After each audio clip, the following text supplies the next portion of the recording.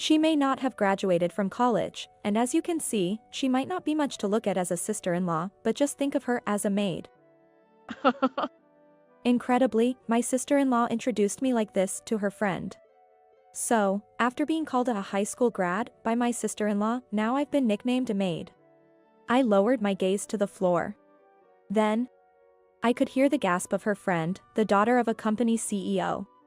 I am Megan, 36 years old. Currently, I'm a full-time housewife. I used to work part-time at a music store. That's where I met my husband, Tyler, who was a customer. That connection led to our marriage, and now we have a 2-year-old daughter, Amy. My husband runs an IT company with his father. My father-in-law and mother-in-law, Tom and Susan, are lovely people, and we live together. They treat me very well, and despite being part of a wonderful family, there's one problematic person. That would be my sister-in-law, Olivia. Wait, what? You didn't go to college? This was the first thing Olivia said to me when I went to meet her for marriage introductions. No, I didn't. I wanted to start working early. I replied. Wow, there you have it. The grasshopper who only thinks about the short term. Didn't you know that it's common sense that this will lower your lifetime earnings? Or didn't your brain work that way? Oh my. It's true. There are people born with such unfortunate intelligence. And to have one in the family, oh, how embarrassing. She berated me for not completing college right from the start. Since then, she started calling me high school grad. What's cunning is that she never uses this nickname in front of Tom and Susan. She only calls me a high school grad when speaking to me directly. But I couldn't bring myself to tell this to Tom and Susan. I didn't want to share her dark side as their real daughter. As for the background of Olivia, who berates me, she graduated from the prestigious Harrison Women's Academy University. After graduating, she became a banker, truly a proper university and a proper job indeed. From my perspective, having graduated from a proper university and having a proper job, I can't even begin to comprehend your life or your thoughts about it, she would criticize me. It seems she just can't tolerate my very existence. And this mysterious anger also extends to my daughter. This started immediately after I safely gave birth and returned to my in-laws' home. Whenever she heard Amy crying at night, Olivia would barge into my room and say terrible things to me. While I was exhausted from childbirth, crying in the middle of the night shows a total lack of understanding of time, place, and occasion. Make her stop crying. Why don't you put a soundproof mask on her? I finally retorted. Haven't you heard? Crying is a baby's job. What are you even saying? All the babies in diaper commercials are smiling. The fact that she cries without any regard for others is probably due to a genetic problem. A gene lacking in consideration. Making others suffer from lack of sleep. It must be tough having a low-intelligence child from a high school grad mother. Even after Amy was weaned, it was the same. If she fussed about wanting a specific thing, it's so annoying.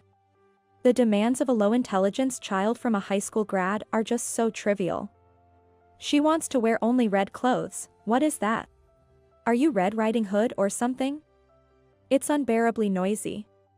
She might as well be eaten by a wolf. Can you believe she said this about her own niece? It's strange that her examples always come from old tales. She didn't stop there. Can't you keep your high school grad brain to yourself? What if it's contagious, she would say, and then, despite it being winter, she'd fling open the windows. To her, high school grad has become a virus. Olivia, who torments me daily using a high school grad as an excuse, decided to invite a friend over one Sunday. I've invited the daughter of the CEO of Ford Refrigeration, a company listed on the New York Stock Exchange, she boasted since the morning. After belittling me endlessly with comments like, someone like you, a mere high school grad, wouldn't have a chance to meet a CEO's daughter. Right? The best you could hope for is knowing a CD vendor. Hilarious, Olivia then said, well, even a high school grad should thoroughly understand her place. I'll introduce you to the CEO's daughter. At least serve some tea, high school grad.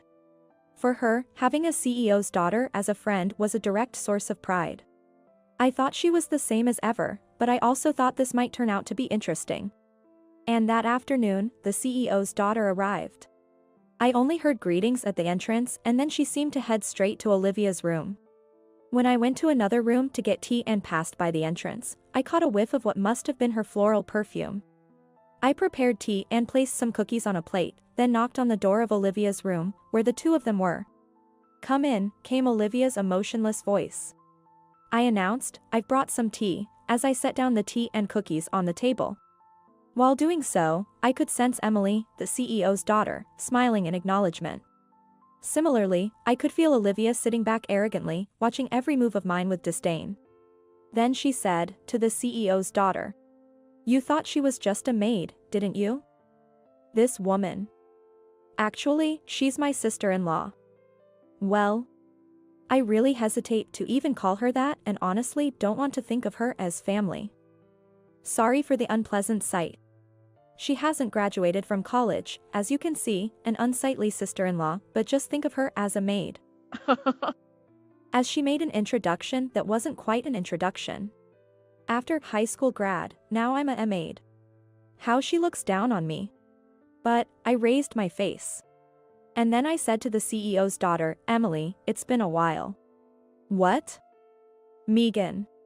The CEO's daughter, Emily, was surprised and confirmed my name. This was bound to happen. Olivia's voice flipped. "You know each other." Emily responded to her. "Know each other?" "She's my benefactor." The CEO's daughter, Emily. I nodded in affirmation and then told Olivia. I thought it might be her when I heard Ford refrigeration. So, I came to serve tea as told, thinking of showing your true colors to Emily. An important acquaintance of mine. But really, it's been so long. You were still in middle school when we last met. And now you've grown so beautiful. Emily looked at me nostalgically and her cheeks flushed pink, but then her face turned pale. You said, this woman, my benefactor. A maid. Originally pale, Emily's lips turned completely white. Trembling, she muttered with suppressed anger, "That's too cruel, far too cruel." "What do you mean?" Those trembling lips then directed a question at Olivia. "You're mistaken, right? Emily. This person is just a high school grad. It's strange enough that you know her. Let alone her being your benefactor." With a strained smile, Olivia screamed. It seemed as if she was desperately trying to salvage the situation but ended up pushing some strange switch in her mind. The next words were even more disparaging of me. This woman is really brainless. Because she's just a high school grad. Even her child cries all the time. Perhaps regaining her composure, Emily then asked. Wait, the child I saw in the hallway earlier with a stuffed toy. Isn't it normal for a child that age to cry? You were the same. Weren't you? And you're saying all these terrible things just because Megan is a high school grad? After saying this, Emily took a deep breath. The reason I'm working in a job where I use French now is all thanks to this teacher. What? Olivia's eyes widened in disbelief. What? Impossible. There's no way this a high school grad and you have anything in common. This woman. She's just a former music store part-timer. You look down on her just because of those two things? Her job and being a high school grad? Emily's voice was cold. Wow. Olivia let out a sound like a squashed frog. You don't know anything about her though she's family of yours. This person, she has so much more to her. Emily, what are you talking about? A high school grad's life is just high school graduation, right? Anything after that is just music store clerk, right? At this point, I, the topic of their conversation, understood best that their conversation was not aligning. I steeled myself. I took a breath, and then I addressed Emily. It's been a while, how have you been? I asked Emily in French. She smiled brightly. Indeed, it's such a delight to see you here. After that, Emily and I continued our conversation in French for about 20 minutes. During this time, Olivia didn't interject. She just kept repeating incoherent sounds like as if they were her only contributions. After about 20 minutes, which seemed like it could go on longer, Olivia finally interjected. "What's going on here?"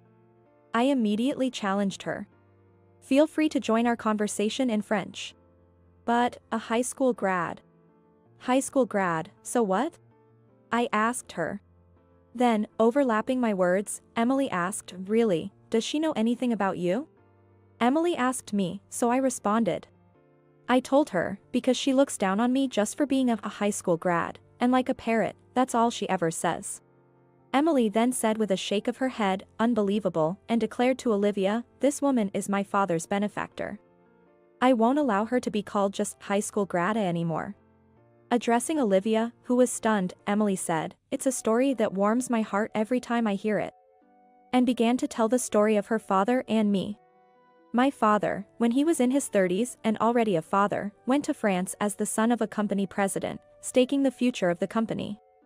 But back then, even though he's now a dignified figure, he struggled with speaking French. Amidst the pressure and homesickness, he felt his spirit breaking. Then, one day, he stopped by a bar. And there, he met Megan. I added a bit to the story. Just as you said, not thinking ahead, was correct. At that time, I wanted to be an internationally recognized musician. Right after high school, I took only one suitcase and flew to France.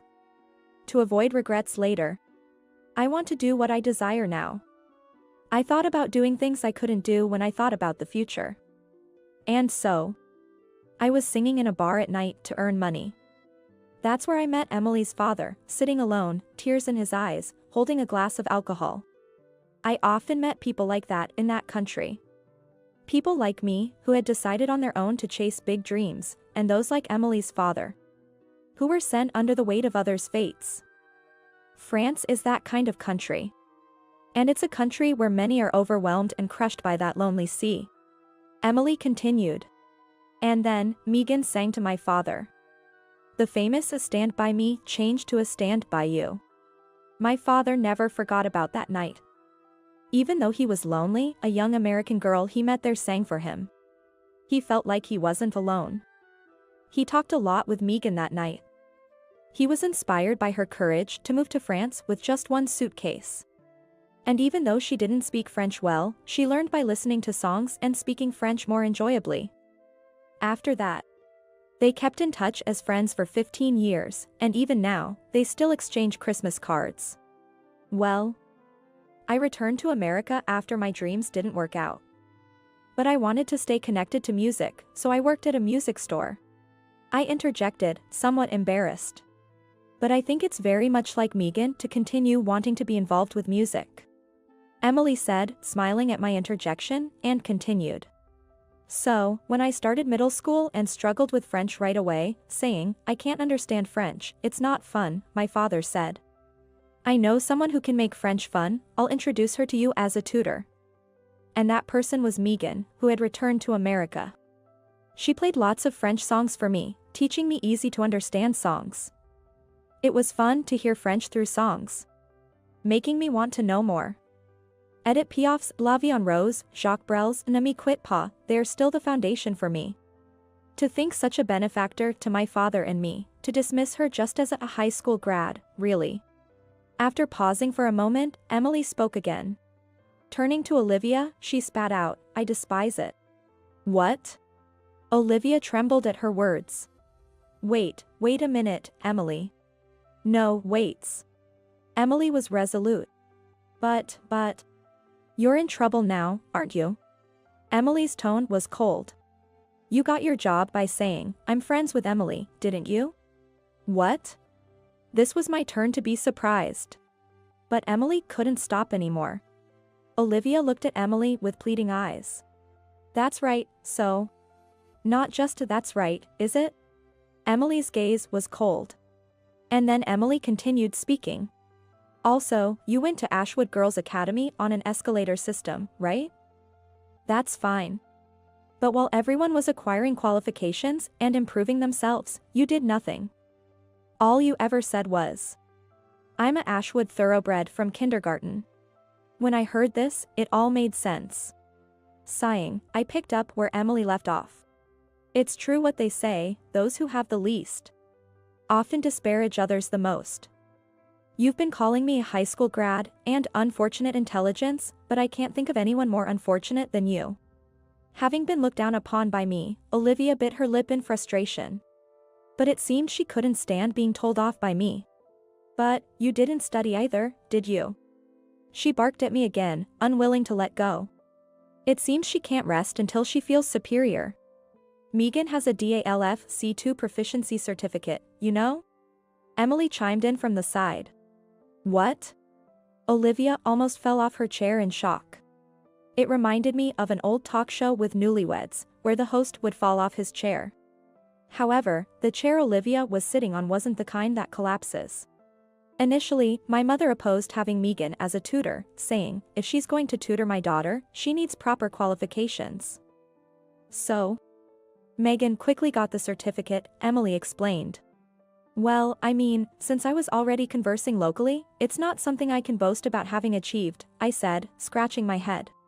Emily then told me, it's an amazing accomplishment, before turning to Olivia, who was slumped on the floor.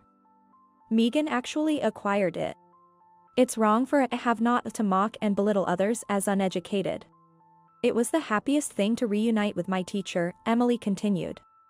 Then she started getting ready to leave. Our connection ends here. I'll be telling my father about what happened today. Olivia crawled up from the floor and slinked over to Emily's knees. Wait, Emily, that's... Emily shook her off. Sorry, but I no longer have any obligation to stay silent. You'll enjoy the boomerang effect when this story reaches the bank branch manager too. Tyler rushed up the stairs, knocking on the door, alarmed by the noise. What happened? Did something break? I opened the door. He entered but was speechless at the sight of Olivia crawling on the floor. What are you doing? He asked in disbelief. Tyler, speechless at the scene, asked a question. At this point, there was no use in hiding anything anymore. I told him about being treated as a high school grad, the subsequent bullying of my daughter, and how everything came to light with the arrival of Emily, my former student and the CEO's daughter. Tyler was silent throughout, then said, crying is normal for children, echoing Emily's sentiment. I fell in love with Megan for her vast knowledge gained from living abroad. Haven't you ever talked to her? You'd realize her wisdom if you had a slight conversation. To look down on her as just a high school grad and miss out on her intelligence. That's truly pitiful. Wisdom in people isn't always measured by test scores. There's a different kind of smartness in being human. And in that regard, you should realize that you're at the bottom. He thrust these final words at Olivia. Emily then left the room. Soon, Susan, astonished, came in, having heard the commotion. Emily explained everything to her. Susan was shocked by the unexpected news, but my daughter, Amy, chimed in, Aunt Olivia always calls Mom high school grad. Nice move, Amy. Tom and Susan, who were usually mild-mannered, were furious upon hearing this. They stormed into Olivia's room, shouting, "Get out!" Olivia wasn't just kicked out from the house. She also left the company. She voluntarily resigned from her job. After the branch manager mentioned, I heard about that story. Subsequently, Olivia struggled to find new work and moved to an area with lower living costs, but she apparently still hasn't found a job. Given her lack of significant achievements or qualifications, her high pride would likely diminish her value in the job market. To my surprise, Olivia asked Emily, "Please forgive me. And please arrange for me to work again." Emily apparently refused, but then Olivia asked her, "At least lend me some money." After a while, Emily got engaged. I received a request, "I would like you to sing a song at the reception. It's also my father's wish." I agreed, smiling, "I'll make a parody of a Stand By Us for the occasion." My name is Linda. I'm a 44-year-old company employee. Currently, I live with my husband, George, and my mother-in-law. Every day, I was feeling frustrated with my mother-in-law, who would dump all the housework on me and criticize me. And that she clearly favored her daughter's family over ours. Her daughter, Anna, was really getting on my nerves, as she would have a smug look on her face, as if to say, "Aren't you jealous?" If it weren't for George, I might have run away from home a long time ago. I often wondered how much longer I had to put up with it. I felt sudden emptiness one weekend. You ate the cake I bought yesterday without even asking me. That's called stealing, and you should be ashamed of yourself. My mother-in-law yelled at me in a rage while I was watching TV in the living room. I was stunned, not because I remembered doing it, but because I didn't eat her cake. You mean the chocolate cake, right? Didn't you eat it this morning? What? You said it was from a famous cake shop, only limited quantity available, and that there was none left for me. You were enjoying it, weren't you? I was skeptical about her poor excuse for the accusation. I don't like chocolate. And I don't eat sweets, to begin with. That can't be possible. I didn't eat it. You're lying. She exploded in anger. I didn't realize it at that time, but that day marked the beginning of her increasingly strange behavior. She would accuse me of stealing or eating things, only to find them later in her bedroom or realize she had already eaten them herself. Her stories would contradict from morning to evening, but I thought it was just her not admitting her mistakes. However, after a few weeks when a neighbor found her wandering, it dawned on me, it could be dementia. When I saw my mother-in-law at the front door, she seemed different, just staring blankly. Come on, let's go inside. She obediently entered the house as I suggested. The person who found her told me she couldn't remember her way home. George, I think your mother has dementia. George agreed with me immediately when I mentioned it. I suggested my mother-in-law that she get checked, but she was back to her usual nagging self. Calling me a senile old woman just because I got a bit lost? She vehemently refused. I asked George to persuade her, and somehow we managed to get her tested at the hospital. The result was indeed dementia.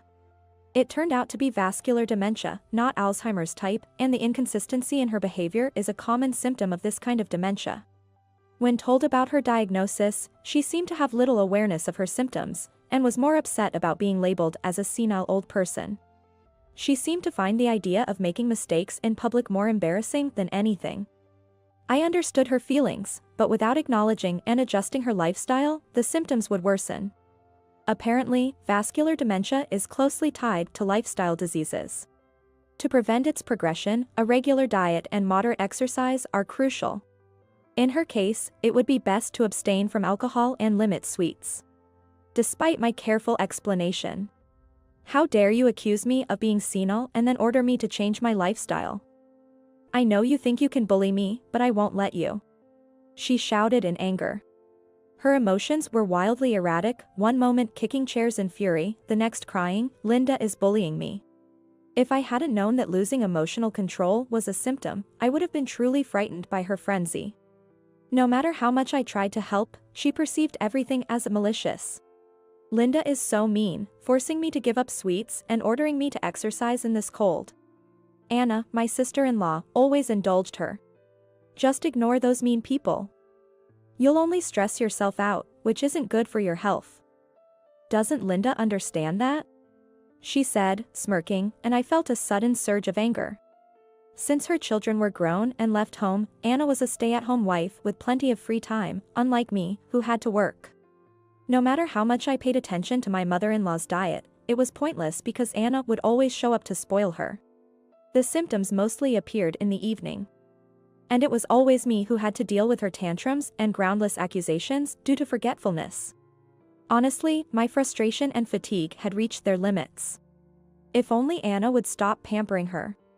One day, my mother-in-law fell while she was out and broke her bone, leading to her hospitalization.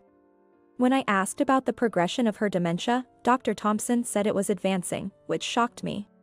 Seeing my reaction, George suggested, maybe we should consider an aged care facility for Mom. We gathered information and found a good facility, so I made an inquiry. There was an opening, so I reserved a spot immediately. On the day we visited the hospital to check on her progress, we bumped into Anna. George and I went with her to the doctor's office. Your mother can be discharged next week. Where will she be staying after that? When Dr. Thompson asked that, George began to speak. After discussing with my wife, we've decided to place Mom in an aged care facility, considering her advancing dementia and since we both work. Anna was shocked by his words. That's so cruel to Mom. She's fine most of the time. You're using her illness as an excuse to get rid of her. Linda could just quit her job if it's about working. She selfishly argued. Anna, listen. Linda and I've made this decision together. We can manage with Mom's pension and the long-term care insurance, so don't worry. George spoke in a calming manner, causing Anna to fall silent. After a while, her anger subsided, she brightened up and said, "You know what, I'll take Mom in." "Really? Are you sure? It's going to be tough." Upon seeing my concern, Anna scoffed at me. "Of course, I'm sure it'll be fine. I am her daughter, and I, unlike you, am loved by her. It's cruel to send her to an aged care facility. As her daughter, I shouldn't rely on you all the time. Mom would rather be cared for by her own daughter than a stranger like you, anyway."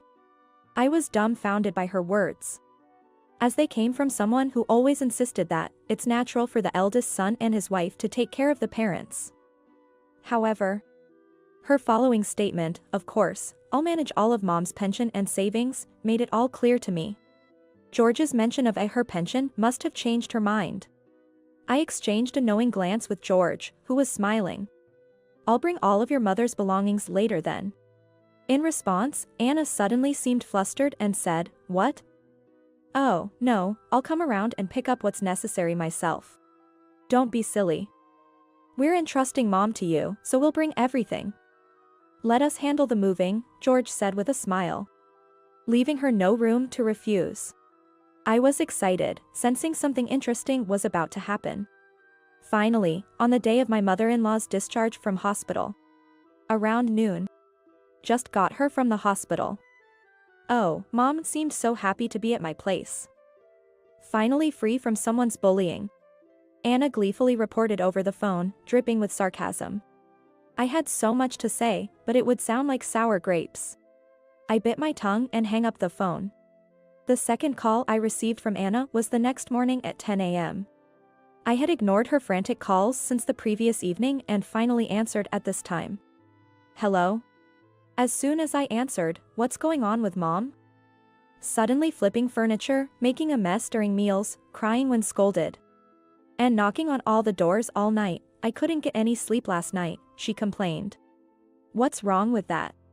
I didn't expect her sudden change in behavior.